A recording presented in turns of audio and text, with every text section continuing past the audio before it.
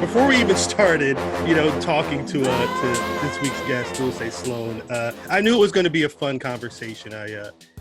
Being able to see her on Conan, see her, doing her thing on Comedy Central, both stand up and as a correspondent for The Daily Show with Trevor Noah. She's a lot of fun. She knows her shit. And, coming here talking about TV and movies, it's going to be, I think we're going to have a fun conversation. She's the host of That Blackass Show. It's a great podcast. She has a lot of black folks getting on there talking about films, movies, a lot of black stuff. And it's surprising because it's a lot of stuff a lot of people might not be up on. But we'll get into that in a bit. Dulce Sloan, a.k.a. Atlanta's finest, a.k.a. Queens second generation suburbs. Yeah. Dulce Sloan, welcome to the Watch List podcast. How you doing? We in here. So apparently they're doing construction in my building, which makes sense because I have to do stuff. Right. And someone's directly in front of my door spackling the roof, and I was like, "Jeez, yeah, this is spackling the ceiling." I was like, "Yeah, this is what I need when I'm sitting up recording podcasts and TV shows and stuff." So. Because this news is so new and because of who you are, I wanted to get your take on, recently photos came out from the Fresh Prince of Bel-Air reunion taping. And I want to know, Dulce Sloan, what was your thought when you saw the shot of Will Smith and Aunt Viv, Janet Hubert? What was your thought when you saw the two of them mid-conversation on, that quick snapshot? Well, when I saw, it was confusing because, when I saw, the cast sitting on the couch, right. It was light-skinned Aunt Viv. But then I saw him talking to dark-skinned Aunt Viv. I'm just like, well, how come she wasn't with the cast? In the pic, did we not? Oh. Right. Oh, so we're not going to act like there was two Beckys? We're not going to do that? We're not going to act like there was two Aunt Vivs? Roseanne did a whole episode where they had they were having dreams about the old Becky, and she came in the episode and everything. They did it again. She's not the same. They say she's the same, but she's not the same. That's what I'm talking about. Right. Also, I don't think people realize how much black people fuck with Roseanne. For real. That was my mom's favorite show. When it was on ABC, when it went into syndication, all that. Yeah. I loved Roseanne. Right. I don't think people knew how much. I mean, if Roseanne knew, she probably wouldn't have said nothing racist. Facts. But big facts. I loved watching Roseanne. And the episode I always remember is when they couldn't pay. She had to pick which bill to pay. Right. And she was like, what you do is when you send the envelope back to the power company, you don't seal it. And then they could be like, oh, I tried to pay, the check fell out. Right. And I remember thinking, as I got older, and I was like, how many power companies got empty envelopes after this aired? Can you talk about the inception of That Blackass Show? What was it, just your love of television, or what specifically, where did you happen upon this idea? I was meeting with Starburns podcast network about an idea that I had. We were pitching them ideas, and Judith Carbo, who's one of the producers over at Starburns, she was like, well, actually, can I pitch you something? I was like, sure. We're in a meeting. And she pitched me that idea, and I was like, great, I love it, run it. Because I thought it was something, because, there's so many shows and movies that black people talk about, but we don't know, as me as a black person, the movie that I love, is that a movie that you love? Is that significant for you? Right. So it was great. The thing that I added though was, so Judith came up with the idea, and, she was a newer producer at Starburns, and they were like, well, we're going to give you, and I was like, no. She has to do this because she's a black woman. Right. And I was like, one, this is her idea. Mm-hmm. Two, she's black. Right. So she has to be the producer on there. Like, well, she's new. I was like, you can partner her with someone else. Yeah. To help show her the ropes or whatever, because she's new, But I'm not working with anybody. If she's not on here, I'm not doing it. Right. And that's basically what I said. And so she's a producer. But the thing that I added was the Blackass confession part. Was my idea. Because I do know that as a black person walking in nature in America, that there are certain things that you have to see, there's certain things that you have to know. Mhm. And like I say at the beginning, every Blackass confession, my example is always, I have not seen Baby Kids or Baby Boy. Wow.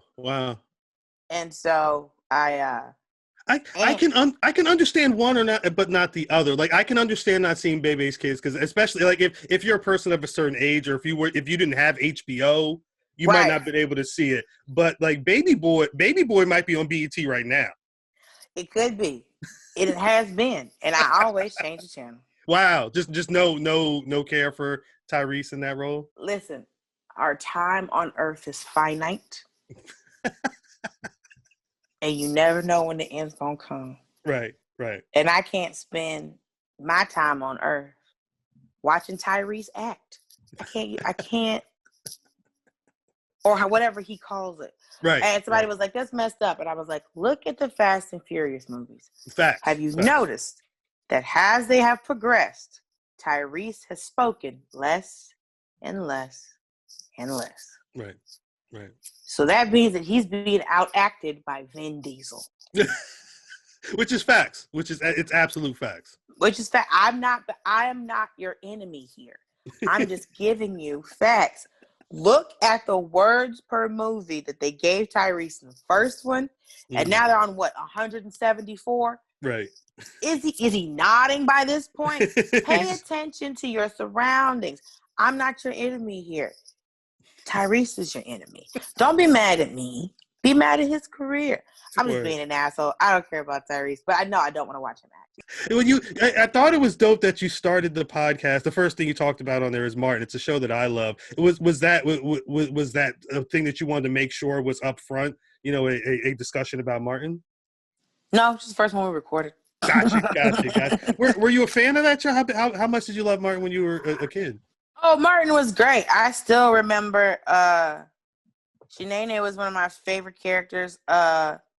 Honestly, Bruh Man was just the man I was looking for in the world because Bruh Man was gorgeous. I don't know if anybody knows, from the fifth floor with 4 fingers. And his honestly, like him climbing through in a snowstorm, like the character was just so great, and the work that Martin did was great. And it was my first interview with one of my best friends, Derek Gaines, who we now have matching tattoos, idiot. We both have got the first. Anyway, but Martin was the reason he wanted to become a stand-up comic and wanted to become a performer, because he said he remembers watching his mom watch Martin and had never seen her laugh that hard. Right. And he was like, I want to be able to do that. That's dope. And so, like, that TV show, like, he watches it in reruns all the time. Like, I called him during the quarantine. We were on the phone. He was half paying attention to me. And I was like, you watching Martin? He's like, yeah. I was like, I'll call you back. He's seen every episode 1 million times, and he still watches it like it's a brand new thing. But, yeah, because it's like, if you look at, all of the acting, especially with Tisha Campbell and Tashina Arnold, and it's in Martin's character work, because there's a lot of these, a lot of comics and male comics like, I ain't putting on a dress. Right. But when he played like Mama Payne, it didn't feel like it was just a dude in a dress. Right. And it was like Shanae was very developed, because Shanae was supposed to be like, Pam and Gina used to try to look down on Shanae, but Shanae on a business. Yeah, she was popping. And when Gina, I think something happened where Gina had to go work for Shanae to make some extra money. She had to get her hair all done and stuff. She saw that, Shanae really was, a real businesswoman who had a real business going. So I think that was really great, because it kind of broke that. I don't know if it did it and it had a lasting impact, but it kind of changed your perspective of, that quote unquote hood chick. Because when they always think of like, Shanae's and Shaniqua's and all the other stuff, they act like those women aren't contributing. Right. That those women don't have any value. But what were some influences for you? If not Martin, who would you point to as some direct influences for you, specific with stand-up? I remember the first stand-up comic I ever saw in my life was Margaret Cho. Wow. Yeah. And that was a real deal Margaret Cho, like back in the mid 90s. I mean, she's still a real deal Margaret Cho today, but this is like, when she started popping in the 90s. And I remember seeing her on stage and being like, because this is right before I started before I started singing and stuff. Mm-hmm. So I remember watching All American Girl, her TV show. I remember the first time I saw a stand-up comic, the first stand-up comic I ever saw in my life was Margaret Cho. Wow. On TV. And so it was, and then we had, because we had cable, but I'm a kid, so I'm only watching like Nickelodeon, Disney Channel, all this other stuff. Yeah. So then I started, and then I got into, let's flip to these other channels. And then I saw Comedy Central and saw other comics. Mm-hmm. But the first comic I ever remember seeing was her. And she's standing, she's doing that big arena in San Francisco. She's on this giant stage and this big curtain behind her. Mm. And because I grew up watching PBS. I'd seen plays on TV, but I'd never seen anybody on a stage that big by themselves with no scenery. Like there's nothing, because we've all seen a soliloquy or a monologue. Right. But you're in costume and then there's scenery and everything, and it was just her in front of a closed curtain on this giant stage, and there's all these people, and I was like, oh, you can do this by yourself. Right. But I didn't understand what stand-up was, because I was like 9. Mm-hmm. So when I got older and was able to see, and really was able to learn about it, that was one of the first things I remember getting into stand-up. Was like, I remember seeing, and when I met Margaret Cho, it was like, ah! Yeah. But you can't do that in real life. Right. Because in my head, I'm screaming, "Here's Margaret Cho!" Ah! But in real life, it's, "Hi, I'm Dulce. Nice to meet you." And then when I got older and doing stand-up,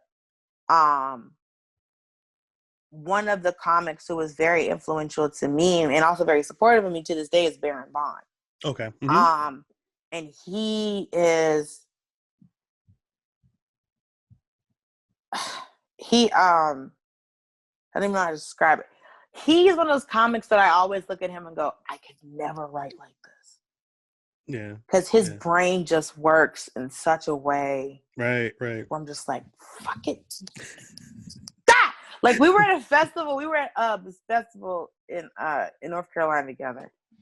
And I'm actually sitting in the audience. So like I saw him backstage, and I think it was like on the show. And then when he came up, me and Rojo Perez went and sat in the audience.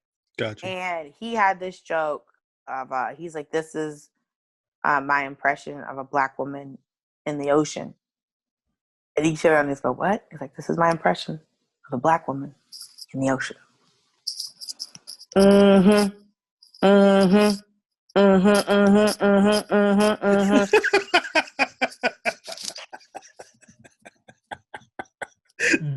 That's hilarious. And I had to put my hand over my mouth. Yeah. Because I was about to scream. And Rojo was like, what? And I was like, I hate him. I hate him.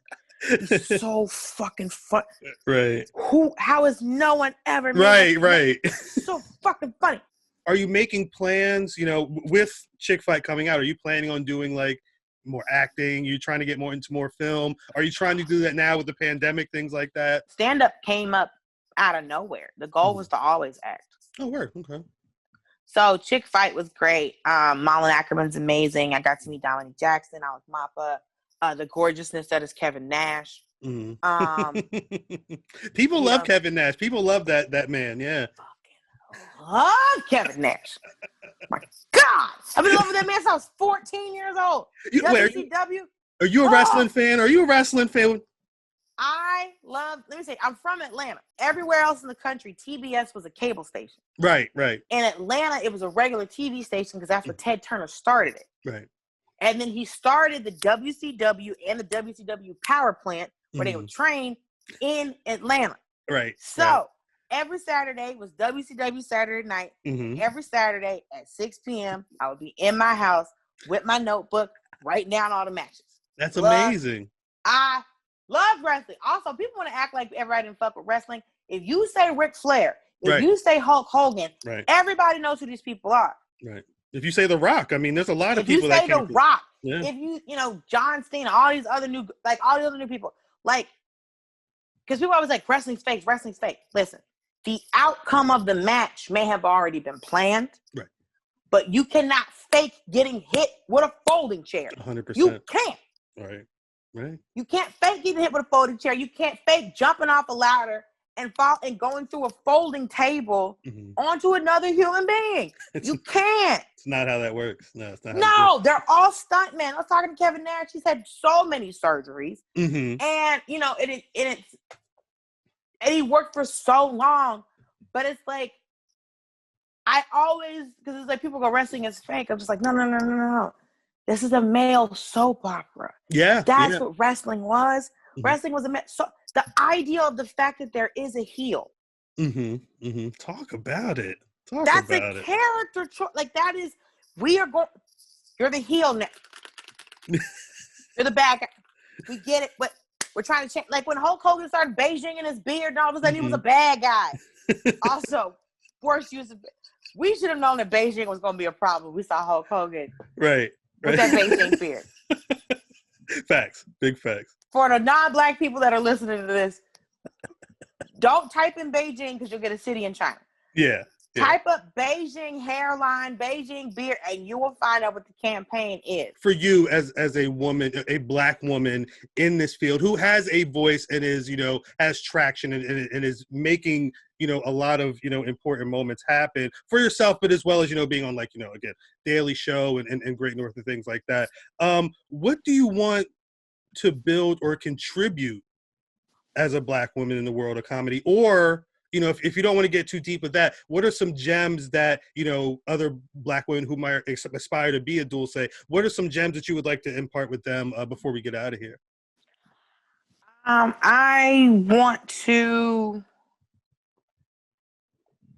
I think for me, it's like I was doing this thing for the Lyndon B. Johnson library. They have a summit on race every year. And, and it was a panel. It was me, Sashir Zameda, Aparna Nancharla, and George Lopez. And Aparna actually does the voice of Moon on Great North, the little boy. And so, they talk about, our stand-up being political and this, that, and the third. And I was just like, our stand-up, I'm not talking about politics. I'm rarely talking about politics. But me going on stage, being myself, telling you about my experiences as a black woman in America, y'all see it as political. I'm just telling you about my existence. I'm just telling you how I walk in nature. But for you to hear that, because you're used to these white boys talking about whatever nonsense they be talking about, it's seen as subversive and it's seen as political and it's seen, we're not trying to buck the system. I'm just trying to make you laugh and I'm just trying to tell you how my life works. That's all I'm doing. Word. Because I'm not, listen, you think I'm really changing, you think I'm changing hearts and minds talking about dicks? No. Right. And I just started talking about them because I just got to the part. My manager was like, hey, you're going to talk about a lot of the political stuff that you post online. I said, no, Reg, I'm in my dick phase. That's what I've come to as a comic. I'm in my dick phase. And that's what I'm talking about. But that's not the only thing I talk about. Right. And I don't see just us being ourselves. Like the fact that it was a political statement in the 70s, we started wearing our hair natural. All we did was just stop pressing our hair. Right. That's a problem. And they had to pass a law called the Crown Act in New York. So you couldn't be discriminated for wearing dreads, for wearing locks or wearing your hair braids and that. Like that's just us being ourselves. Right. Is a political act. So I don't see it as, it's always so, I think it's still something to get used to when someone come up to me and saying, oh, you were funny, I loved your set. I'm like, oh, thank you. That I can take. Right. But when someone comes up to me and they're emotional, as in seeing me on stage had a big impact on them, or seeing someone that looks like me, being a black woman, being a plus-size black woman, and being on stage and then being able to see someone who looks like them and see someone and they can relate to what I'm talking about and what I'm going through, I'm still getting accustomed to that, because it is interesting sometimes when you're just living your life, walking in nature, doing your vocation, and you can impact someone's life when that wasn't your intention, is always something that you have to get used to. Hey, if you enjoyed that black ass conversation with Dulce Sloan, check out our full interview on the Watch Less podcast. The Watch Less podcast is available on Apple Podcasts, Spotify, Google Podcasts, or wherever you get your podcasts, as is Dulce's podcast, That Blackass Show.